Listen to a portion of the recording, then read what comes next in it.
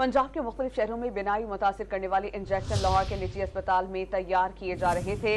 महकमा सेहत ने छापा मारकर अस्पताल का तीसरा फ्लोर सील कर दिया। मुल्जिमान फरार हो गए। वफाकी वज़ीर सेहत ने बताया कि मार्केट में इंजेक्शन फरोख्त करने पर पाबंदी लगा दी गई।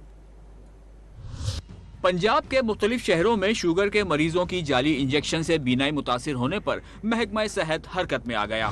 जाली इंजेक्शन लाहौर के निजी अस्पताल के तीसरे फ्लोर पर तैयार होने का इंकशाफ हुआ है। महकमा सेहत ने छापा मारकर अस्पताल का तीसरा फ्लोर सील कर दिया। 2 मुल्जिमान फरार हो गए। मुल्जिमान नवेद अब्दुल्ला और बिलाल रशीद के खिलाफ मुकदमा दर्ज कर लिया गया।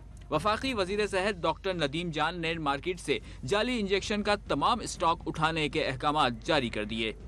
वो दवाई जो बैच है उसको हमने रिकॉल कर दिया है, वो अभी हमारे पास है, मार्केट में उसकी सेल करने की इजाज़त नहीं है। दूसरा ये कि जो सबके खिलाफ FIR लॉन्च की गई है और उनके खिलाफ कानूनी कार्रवाई का आगाज हो गया है। निगरान वजीर बराए primary and secondary health care Jamal Nasir ने बताया कि मुल्जिमान एक इंजेक्शन पर 1-1 लाख रुपए तक कमा रहे थे। ये टीका एक 100 मिलीग्राम का टीका है जो कि एक मल्टीनेशनल कंपनी बनाती है और वेल रिप्यूटेड जो है ना इसकी इदारा जो है इसको डिस्ट्रीब्यूट करता है और इसकी जो डोज है वो 100 मिलीग्राम का ये इंजेक्शन होता है, लेकिन इसको डिवाइड इसलिए करते हैं आँखों के लिए कि 1.2 mg की डोज चाहिए होती है।